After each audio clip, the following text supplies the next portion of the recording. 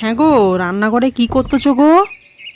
আজকের আমি যে রান্নাটা করতেছি না তার নাম দিচ্ছি চিলি কলি। তার জন্য ফুলকপি কেটে নিচ্ছি, কেটে ভালো করে ধুয়ে নুন আর লঙ্কার গুঁড়ো দিয়ে, কাশ্মীরি লঙ্কার গুঁড়ো, 1 চামচ ভিনিগার, একটা ডিম দিয়ে একটুখানি এটা মাখিয়ে নিচ্ছি।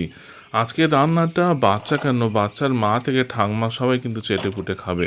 কর্নফ্লাওয়ার দিয়ে ভালো করে মেখে টেকে তারপরে ফ্রাইং প্যানে অল্প তেল দিয়ে এগুলোকে ভেজে নিচ্ছি।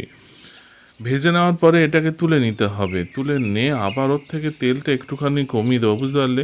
দিয়ে আবার ফের কাশ্মীর লঙ্কার গুঁড়োটা দিয়ে একটুখানি নেড়ে চেড়ে নিয়ে ওই ভেজে রাখা ফুলকপিগুলো দিয়ে ওপর থেকে একটুখানি ধনের গুঁড়ো ছড়িয়ে দিই, দিয়ে 3 চামচের মতো টমেটো সস দেবো।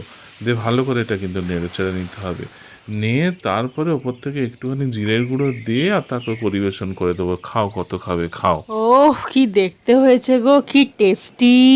দেখলে হবে না গো, পাশে থাকতে হবে।